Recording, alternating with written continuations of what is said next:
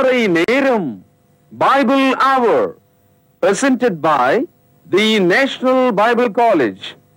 கிறிஸ்துவின் சபையார் உங்களை வாழ்த்துகிறார்கள். Welcome to Satellite Bible Classes. வணக்கம். தேசிய வேதாகம கல்லூரி மாணவ கண்மணிகளே, தோழர்களே, பெற்றோர்களே, உலகளாவிய என் தமிழ் சொந்தங்களே, வான்வழி வகுப்புகளாக தொடரும் இந்த கல்வி ஆண்டில் நீங்கள் படித்து கொண்டிருக்கிறது கொரிந்தியருக்கு எழுதிய முதலாவது நிருபம். இந்த நிருபத்தை படிக்கும்போது ஒன்றை நாம் மனதில் கொள்ள வேண்டும். கிறிஸ்துக்குள் சபையானது சரியாக நடப்பது எப்படி, ஒழுங்காக நடப்பது எப்படி, பிரியமாக நடப்பது எப்படி, ஒரு கிறிஸ்தவனுக்கு கடவுள் கொடுத்த சுதந்திரத்தை அவன் எவ்விதமாக ஆள வேண்டும், அவன் எவ்வித பார்வை உடையவனாக இருக்க வேண்டும், கிறிஸ்தவத்தினுடைய லட்சிய நோக்கங்கள் என்ன, சபையை சீர்பொருந்த செய்வது எப்படி, how to discipline the church. ஆகவே இந்த புத்தகத்தை படிக்கும்போது ஒரு ரசிகர் மனதில், ஒரு சந்தோஷ மனதில், ஏதோ ஒரு நல்ல கதை படிப்பதை போல நீங்கள் படிக்காமல், மருத்துவமனையில் உடலை வெட்டி ஆபரேஷன் செய்கிறார்கள் இல்லையா, அவ்விதமாக நீங்கள் இதை படிக்க வேண்டும்.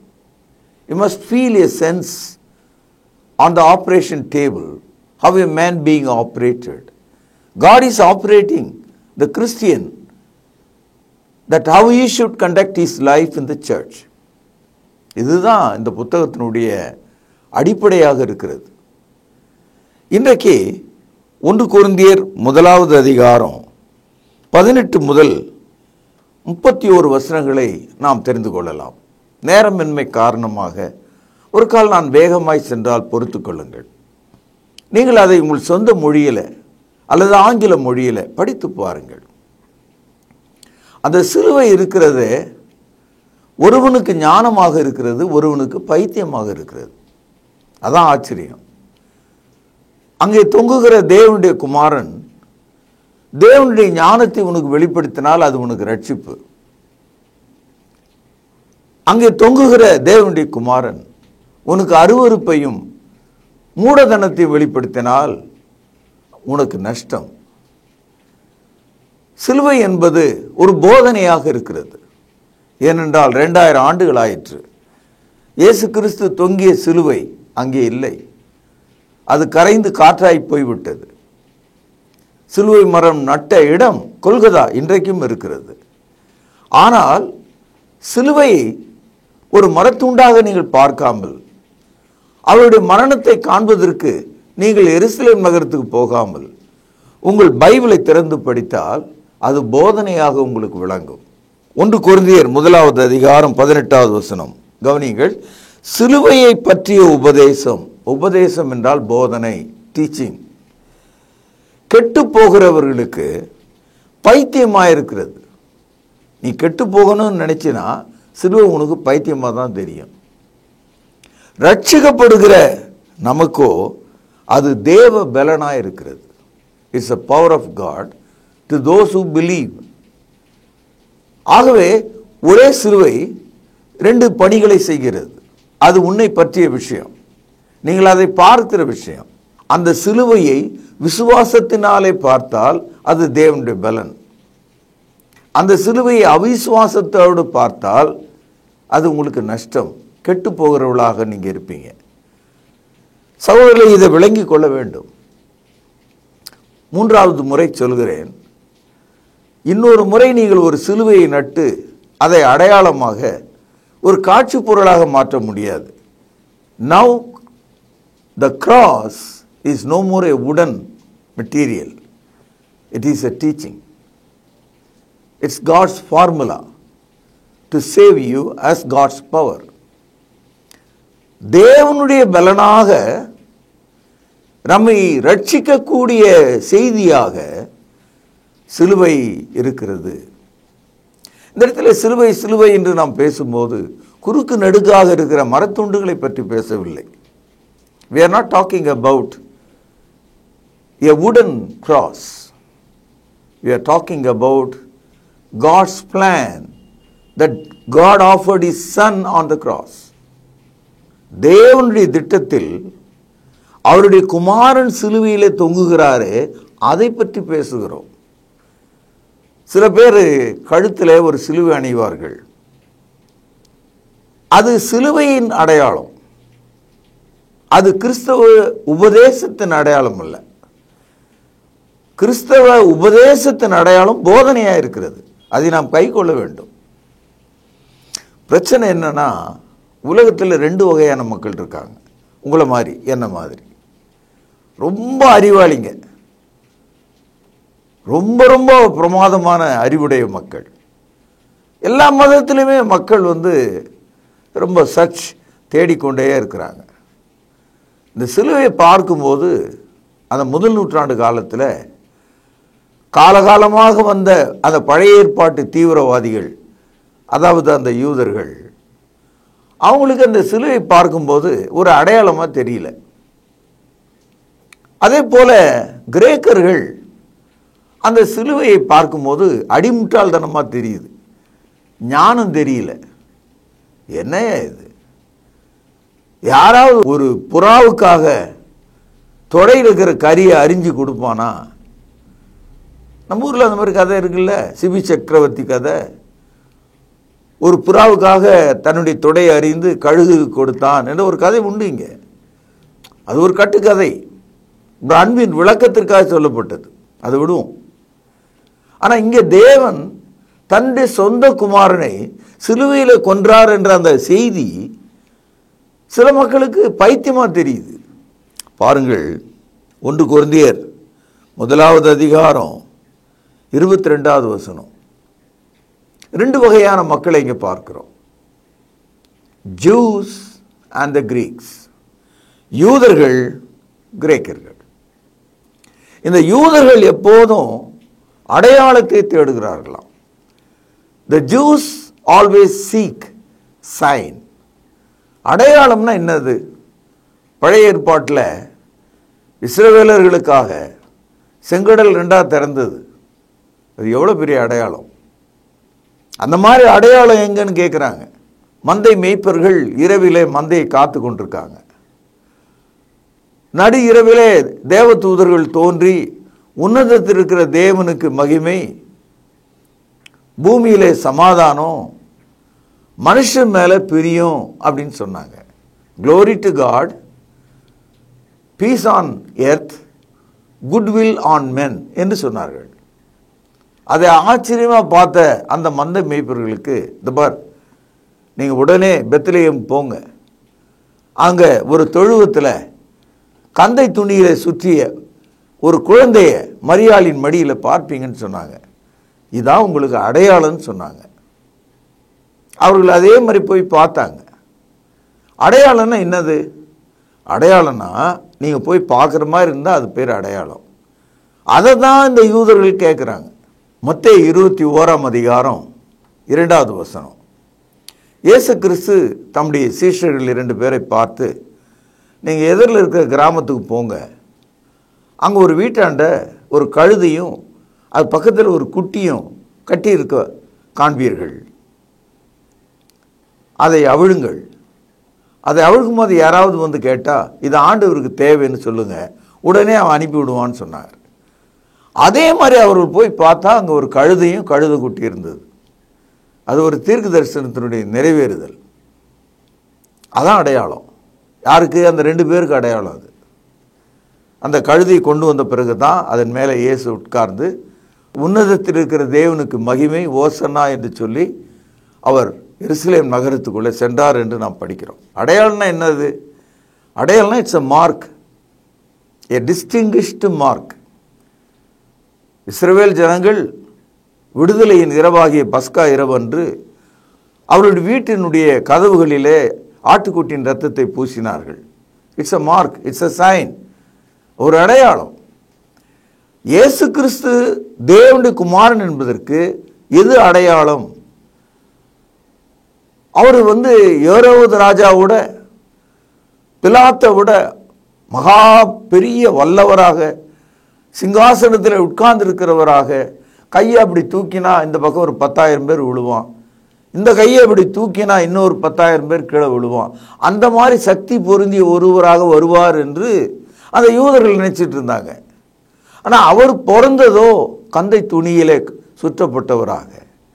அவர் தேவனுடைய ரூபமாக இருந்தும் அதை ஏதோ திருட்டளவாக சம்பாதித்ததாக எண்ணாமல் தம்மை தாமே வெறுத்து அடிமையின் ரூபம் எடுத்து மனுஷ சாயலானார்.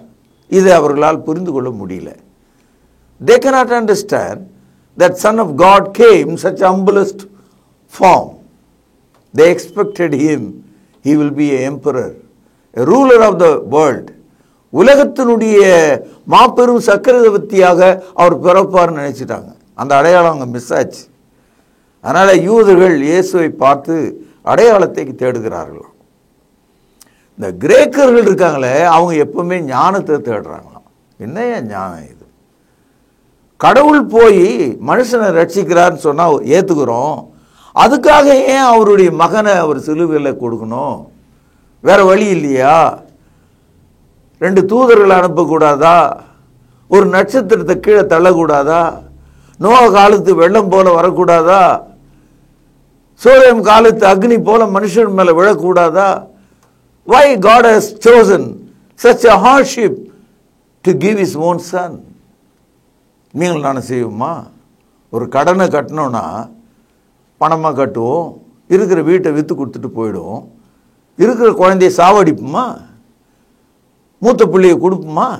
கொடுக்க மாட்டோமே. உயிரில் ரொம்ப முக்கியம். ஞானம் இல்லாத காரியம் இல்லையா? கடன்பட்டவனுக்கு இந்தா என் பெரிய பையனை எடுத்துன்னு போ, கடன்லாம் கொடுக்க முடியாது, வேணா அந்த பையனை வச்சுக்க, அப்படி யாரும் சொல்ல மாட்டான்.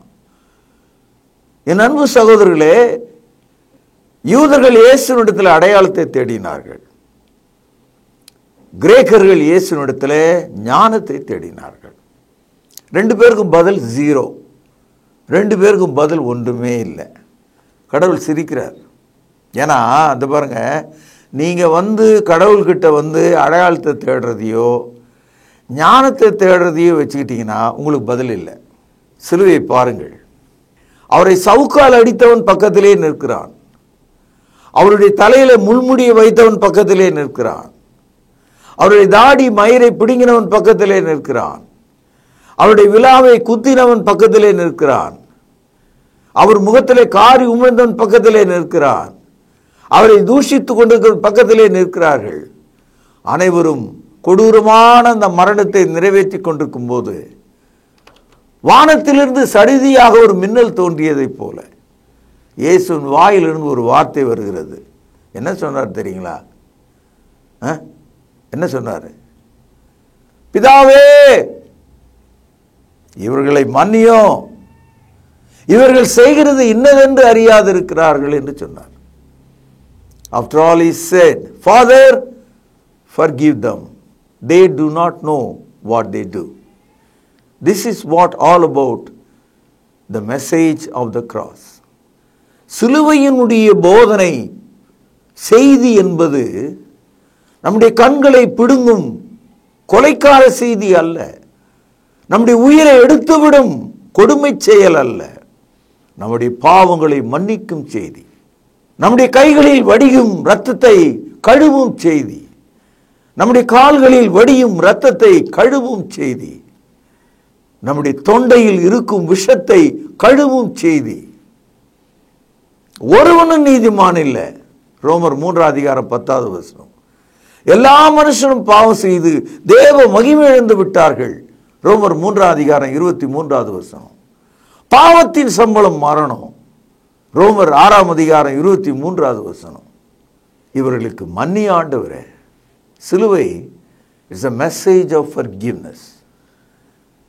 Christianity, it is all about a teaching of forgiveness. ஆனால் ஏன் இது ஒரு டீச்சிங், ஏன் இது ஒரு போதனைன்னு அழைக்கப்படுதுன்னா, வெறும் சிலுவையை அப்படியே பார்த்துன்னு இருந்தால் பயன் இல்லை, வெறும் சிலுவையை இயேசு இல்லாமல் பார்த்துன்னு இருந்தாலும் பயன் இல்லை. இயேசு கிறிஸ்துனுடைய மரணத்தோடு அந்த சிலுவையை பார்த்தீங்கன்னா உங்களுக்கு பயனுள்ளதாக இருக்கும். அதனால தான் சொல்கிறாரு, சிலுவையை பற்றிய உபதேசம் கெட்டு போகிறவர்களுக்கு பைத்தியம், ரட்சிக்கப்படுகிறவர்களுக்கு அது தேவ பலனாக இருக்கிறது. புரிஞ்சுதுங்களா? இந்த செய்தி உங்களுக்கு விளங்குதா? அதாவது தேவன் தன்னுடைய கோபத்தின் கீழே மனிதர்களை தண்டிக்காமல் தேவன் தமது அன்பினாலே பாவியை அணைத்துக் கொள்கிறார். கோபத்தினாலே தண்டிக்கிறதுனால கோபப்படுறவனுக்கும் நஷ்டம், தண்டிக்கப்படுகிற ஆளுக்கும் நஷ்டம். அன்பினாலே அணைத்துக் கொள்ளும் போது அணைக்கிறவருக்கும் லாபம், அணைக்கப்பட்டவனுக்கும் லாபம். எதை நீங்கள் எதிர்பார்க்குறீங்க? அதனால தான் new testament, it is a new testament of forgiveness to you. புதிய ஏற்பாடு மன்னிப்பின் புத்தகமாக இருக்கிறது. இயேசுவின் ரத்தம் நம்முடைய பாவங்களை மன்னிக்கிறதாக இருக்கிறது. அது வலிமையாக இருக்கிறது.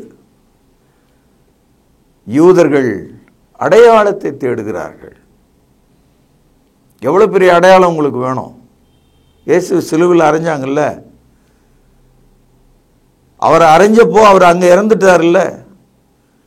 அவரை மனுஷன் தானே கழட்டினான் ஆணியிலிருந்து, மனுஷன் தானே அடக்கம் பண்ணான், மனுஷன் தானே அந்த கல்லறையை மூடி வச்சான், மனுஷன் தானே அந்த கல்லறையை பாதுகாத்தான். எவ்வளோ பெரிய அடையாளம் தெரியுங்களா? 3ஆம் நாளில் அவர் சொன்னபடியே மரித்தோரிலிருந்து எழுந்தார். கல்லறை மூடி இருந்த கல் தூக்கி எறியப்பட்டது. அவரை சுற்றி இருந்த பிரேத சீரை கழற்றி வைக்கப்பட்டிருந்தது. அவர் அங்கே இல்லை, அவர் மரித்தோரிலிருந்து எழுந்தார். அதற்கு பிறகு 40 நாள் அவர் தம்மை உயிரோடு இருக்கிறவராக காண்பித்தார். அவருடைய காயப்பட்ட கைகளையும் குத்தப்பட்ட விலாவையும் அவர்களுக்கு காண்பித்தார். அவர்களோடு நடந்து சென்றார், அவர்களோடு பேசினார், அவர்களோடு சாப்பிட்டார், அவருடைய கண்களுக்கு முன்பாக பரமேறி சென்றார். இதை விட பெரிய அடையாளம் ஏதாவது உங்களுக்கு தேவையா? சிலுவையை பற்றிய உபதேசம். நீ கெட்டு போகணும்னு நினைச்சா அது உனக்கு பைத்தியமாக இருக்கும். நீ ரட்சிக்கப்படணும்னு நினைச்சீங்கன்னா அது உங்களுக்கு தேவனுடைய பலனாக இருக்கும். இப்பொழுது 1 கொரிந்தியர் 1வது அதிகாரம் 23வது வசனம். நாங்களோ சிலுவையில் அறையப்பட்ட கிறிஸ்துவை, பேனால் அடிக்கொண்டிடுங்கள், பிரசங்கிக்கிறோம். அவர் யூதருக்கு இடரலாயும் கிரேக்கருக்கு பைத்தியமாய் இருக்கிறார். நாங்களோ சிலுவையிலே அறையப்பட்ட கிறிஸ்துவை பிரசங்கிக்கிறோம். அண்டர்லைன் பண்ணுங்க. அதை என்ன சொல்றாங்க? பிரசங்கிக்கிறோம் அப்படின்னா என்ன அர்த்தம்? அதை எடுத்து சொல்லுகிறோம். அதை நீங்க விசுவாசித்தால் போதும். 24வது வசனம். ஆகிலும் யூதரானாலும் கிரேக்கரானாலும், கவனிங்கள், எவர்கள் அழைக்கப்பட்டிருக்கிறார்களோ அவர்களுக்கு கிறிஸ்து தேவ பலனும் தேவ ஞானமுமாயிருக்கிறார். எல்லா மனுஷனும் ரட்சிக்கப்பட முடியாது. தேவனுடைய சித்தம். எவர்கள் அழைக்கப்பட்டிருக்கிறார்களோ அவர்கள் அதை விசுவாசிப்பார்கள். நல்ல நிலத்திலே விழுந்த விதை போல உங்கள் இருதயத்திலே விசுவாசத்தின் வார்த்தை இப்பொழுது விழுந்து கொண்டிருக்கிறது. நீங்கள் விசுவாசித்தால் தேவனுடைய மகிமையை காண முடியும், ரட்சிக்கப்பட முடியும். அநேகர் என்ன நினைக்கிறாங்க? இந்த சிலுவையை பார்த்து ஒரு பைத்தியக்காரத்தனமாக இருக்குது. It's entirely a foolish matter. மற்ற எல்லா மதங்கள்லையும் நீங்கள் பார்த்தீங்கன்னா கடவுள் எப்படி இருக்கிறாருன்னா, மனுஷனை கொல்றாரு, அடிக்கிறாரு, கிழிக்கிறாரு, மிதிக்கிறாரு, அந்த மாதிரிலாம் காட்டுவாங்க. ஆனால் சிலுவையை பார்க்கும்போது இப்படி ஒரு சிலுவையில் மரித்த மனிதன் எப்படி என்னை ரட்சிக்க முடியும் என்று ஒரு பைத்தியத்தை போல அதை பார்க்கிறான். ஆனால் தேவனுடைய பைத்தியம் மனுஷனுடைய ஞானத்தில் ரொம்ப அதிகமாக இருக்குதான். அதான் அந்த ரகசியம். பாருங்கள் 25வது வசனம். இந்தபடி தேவனுடைய பைத்தியம் எனப்படுவது மனுஷருடைய ஞானத்திலும் அதிக ஞானமாயிருக்கிறது. தேவனுடைய பலவீனம் எனப்படுவது மனுஷருடைய பலத்திலும் அதிக பலம் உள்ளதாயிருக்கிறது. எப்படி எனில் சகோதரரே, நீங்கள் அழைக்கப்பட்ட அழைப்பை பாருங்கள். மாம்சத்தின்படி 1 ஞானிகள் அநேகர் இல்லை, 2 வல்லவர்கள் அநேகர் இல்லை, 3 பிரபுக்கள் அநேகர் இல்லை. உலகத்தில் 3 வகையான மக்கள் இருக்காங்க. யாருன்னா ஞானிகள் அப்படின்னா வைஸ், வல்லவர்கள் மைட்டி, மூன்றாவது பிரபுக்கள் ரிச்சஸ். அதாவது ஞானிகள், வல்லவர்கள், பிரபுக்கள். இந்த மாதிரி ஆளுங்கள்லாம் இந்த சிலுவையை ஏற்றுக்கொள்றதில்லை. அதனால தான் கிறிஸ்தவ மார்க்கம் உலகத்தில் 7 மார்க்கமாக இருக்குது. மற்ற மதத்தெல்லாம் பார்த்தீங்கன்னா பொண்ணு வெள்ளி எல்லாம் கொட்டி கிடக்கும் மலை அளவுக்கு. கிறிஸ்தவர்கள் தேவன் அவர்களே ஆசீர்வதித்தால் மட்டும்தான் அவர்கள் ஆசீர்வாதமாக இருக்க முடியும். இன் Christianity you never see gold or silver. அப்போஸ்தலர் வாழ்ந்த காலத்தில் அவர்கள் கையில் பொண்ணு வெள்ளி எதுவும் இல்லை. இன்றைக்கு அதே நிலைமை தான். ஏனென்றால் கிறிஸ்தவத்தில் நான் ஒரு ஞானியாக உள்ள வர முடியாது, நான் ஒரு வல்லவனாக உள்ள வர முடியாது, நான் ஒரு பிரபுவாக உள்ள வர முடியாது. I cannot enter into Christianity as wise, as mighty, as riches. You have to come to the cross as the humblest person. உன்னை தாழ்த்த வேண்டும். கிறிஸ்தவம் தாழ்மையிலே தொடங்கும் ஒரு மார்க்கமாக இருக்கிறது, எளிமையின் மார்க்கமாக இருக்கிறது, உலகத்தை வெறுக்கும் மார்க்கமாக இருக்கிறது. கண்களின் இச்சை, மாம்சத்தின் இச்சை, ஜீவனத்தின் பெருமை, இவளை விட்டு வெளியே வருகிற ஒரு மார்க்கம் இருக்கிறது. நான் கிறிஸ்துவுடனே கூட சிலுவையில் அறையப்பட்டிருக்கிறேன், ஆகவே நான் உலகத்தை விட்டு விட்டேன். I left the world because I have been crucified with Christ. இதுதான் கிறிஸ்தவம். கிறிஸ்தவம் ஏழ்மையின் மார்க்கம், ஏழைகளின் மார்க்கம், ஆவிலே எளிமையுள்ளவர்களின் மார்க்கம், தாழ்மையுள்ளவர்களின் மார்க்கம். ஆனால் அன்பின் மார்க்கம், சமாதானத்தின் மார்க்கம், ரட்சிப்பின் மார்க்கம், மோட்ச மார்க்கம், விசுவாசத்தின் மார்க்கம். என் அன்பு சகோதரர்களே, இயேசு உங்களை அழைக்கிறார். இந்த சிலுவை தன்னுடைய 2 கரங்களை விரித்து உங்களை அழைக்கிறது. ஆகவே there is no need of a wise, there is no need of a mighty person, there is no need of a riches, but all you need a humility to take this cross. இந்த சிலுவையை எடுத்துக்கொள்ள, இதன்படி நடக்க ஒரு தாழ்மை இருந்தாலே போதும். ஆண்டவர் சொல்கிறார், தாழ்மை உள்ளவர்களுக்கோ அவர் கிருபை அளிக்கிறார், பெருமை உள்ளவர்களுக்கோ அவர் எதிர்த்து நிற்கிறார். 1 கொரிந்தியர் 1 அதிகாரம் 27 பாருங்கள். ஞானிகளை வெட்கப்படுத்தும்படி தேவன் உலகத்திலே பைத்தியமானவைகளை தெரிந்து கொண்டார், பலமுள்ளவைகளை வெட்கப்படுத்தும்படி தேவன் உலகத்திலே பலவீனமானவைகளை தெரிந்து கொண்டார், உள்ளவைகளை அவமாக்கும்படி உலகத்தில் இழிவானவைகளையும் அற்பமாய் எண்ணப்பட்டவைகளையும் இல்லாதவைகளையும் தேவன் தெரிந்து கொண்டார். இந்த உலகத்தில் அன்பு தம்பியே, அன்பு தங்கையே, அன்பு தந்தையே, தாயே, வாழ்க்கையில் எதுவுமே நம்ம இல்லை, சம்பாதிச்சுக்கலை, என்னுடைய முன்னோர்கள் எனக்கு விட்டு செல்லலை, நான் எப்போது ஏழையாக இருக்கிறேன் அப்படின்னு சொன்னால் அது கூட உங்களுக்கு ஒரு நல்ல தகுதி தான். எதுவுமே இல்லாதவர்களுக்கு தான் இயேசு, எதுவுமே இல்லாதவர்களுக்கு தான் பாவ மன்னிப்பு, எதுவுமே இல்லாதவர்களுக்கு தான் தேவனுடைய ஆசீர்வாதம். ஏன்னா நமக்கு எதனா ஒன்று இருந்தால் அது மேலே உட்காந்துக்குவோம், அதை தூக்கி பிடிச்சிக்குவோம், அதை விட்டு நம்ம வெளியே வர மாட்டோம் இல்லையா? அதானே இந்த உலகத்தில் பார்க்குறோம். இருமாப்புள்ளவர்களாக இந்த பணக்காரர்கள் நடக்கிறாங்க. நாளை நடக்கிறது என்னன்னு தெரியாது இருக்கிற ஆள் தான் இந்த உலகத்தில் கோடிகளை கட்டி 2 பேர் வாழ்வதற்கு கோட்டைகளை கட்டுறான். பார்த்தீங்களா? லட்ச கோடிகளை சேர்த்து வைக்கிறார்களே, அவர்கள் மரித்த போது அதில் ஒன்றையும் எடுத்து செல்வதில்லை இல்லையா? ஒரு மனுஷன் உலகம் முழுவதும் ஆதாயப்படுத்தி கொண்டாலும் அவன் தன்னுடைய ஆத்துமாவை நஷ்டப்படுத்தினால் அவனுக்கு லாபம் என்ன? அதற்கு ஈடாக அவன் என்னத்தை செலுத்துவான்? மத்தேயு 16 அதிகாரம் 24வது வசனம். புரிந்து கொண்டீர்களா என் அன்பு சகோதரர்களே?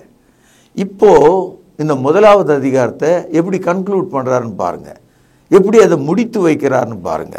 என்ன சொல்றாரு? 31வது வசனம். அவரே தேவனால், அதாவது இயேசு கிறிஸ்து நமக்கு ஞானமும், இதை தான் கிரேக்கர்கள் தேடினாங்க. ஆனால் இயேசு கிறிஸ்துனுடைய மரணம் நமக்கு ஞானமாக இருக்கான். அவரால் நமக்கு ஞானமும், விஸ்டம். அடுத்தது நீதியும், ரைச்சியஸ்னஸ். மூன்றாவது பரிசுத்தமும், sanctification. நான்காவது மீட்புமானார், redemption. 4 வார்த்தைகள் இங்கு அடுக்கப்பட்டிருக்கு. சிலுவையை பற்றிய உபதேசம் 4 விஷயங்களை நமக்கு காண்பிக்கிறது. 1 தேவனுடைய ஞானத்தை காண்பிக்கிறது, 2 தேவனுடைய நீதியை காண்பிக்கிறது, 3 தேவனுடைய பரிசுத்தத்தை காண்பிக்கிறது, 4 தேவனுடைய மீட்பை நமக்கு காண்பிக்கிறது. சிலுவையை பற்றிய உபதேசம் கெட்டு போகிறவர்களுக்கு பைத்தியம், ரட்சிக்கப்படுகிற நமக்கோ அது தேவ பலனாயிருக்கிறது என்று சொல்லி இன்றைய செய்தியை நான் இங்கே நிறைவு செய்கிற. நாளை நாம் சந்திப்போம், பிரார்த்தனை செய்வோம். பரலோகத்திலே வாசமாயிருக்கிற அற்புதமான தகப்பனே, யூதர்கள் அடையாளத்தை தேடுகிறார்கள், கிரேக்கர்கள் ஞானத்தை தேடுகிறார்கள். நாங்களோ சிலுவையில் அறையப்பட்ட எங்கள் ஆண்டவர் இயேசுவை தேடி வந்தோம். ரட்சிக்கப்படுகிறவர்களுக்கு அவர் தேவனுடைய பலனாக இருக்கிறார். ஆம் ஆண்டவரே, இயேசு கிறிஸ்து ஞானமும் நீதியும் பரிசுத்தமும் எங்களுக்கு மீட்புமாய் இருக்கிறார் என்று அறிக்கை செய்து இயேசுவின் நாமத்திலே இந்த ஜெபத்தை உமக்கு முன்பாக ஏறெடுக்கிறேன். ஜீவனுள்ள எங்கள் நல்ல பிதாவே, ஆமேன். அன்பான சகோதர சகோதரிகளை மீண்டும் சந்திப்பதில் நான் மகிழ்ச்சி அடைகிறேன். விசேஷமாக உங்களிடத்தில் ஒரு வேண்டுகோள், ஒரு ரெக்வெஸ்ட் என்ன அப்படின்னா, நம்முடைய பைபிள் அவர் ப்ரோக்ராம் பலவிதமான சேனல்களில் வருது. அதோடு கூட ரொம்ப முக்கியமாக இப்பொழுது உங்களிடத்தில் பொதுவாகவே நம்ம திருமறை நேரம் நிகழ்ச்சியில் பணம் கொடுங்க, இந்த நம்பர் பாருங்கள், அனுப்புங்க அப்படின்னு நம்ம கேட்டதே கிடையாது. ஆனால் மிகப்பெரிய ஒரு ரெக்வெஸ்ட்டை, மிகப்பெரிய ஒரு விண்ணப்பத்தை உங்கள் முன்னால் நான் இப்போ வைக்கலான் இருக்கேன். அது என்னென்னா, நம்முடைய பைபிள் அவர் டிவியினுடைய யூடியூப் சேனலை நீங்கள் பார்க்குறீங்க நிறைய பேர். ஒரே ஒரு விஷயம், அதை பிறருக்கு அறிமுகம் செய்யுங்கள். அடுத்தது சப்ஸ்கிரைப் பண்ணுங்கள். இந்த லைக் பண்ணுங்கன்னு நான் சொல்ல மாட்டேன், அக்செப்ட் பண்ணுங்கள். ஏன்னா ட்ரூத் இல்லையா அது, அதை நாம் அக்செப்ட் தானே பண்ணணும் இல்லையா? அடுத்தது அந்த வியூஸ் எவ்வளவு பார்க்குறாங்களோ அவ்வளவு தூரத்துக்கு நாம் அந்த வசன விதைகளை இன்னொருவருக்கு நாம் கொண்டு சென்றதாக இருக்கும். பழைய ஏற்பாட்டு காலத்தில் குஷ்ரோகிகள் எல்லாருமே சாகிற ஒரு தருவாயில் ஊரே இருக்குது, பட்டணமே இருக்குது.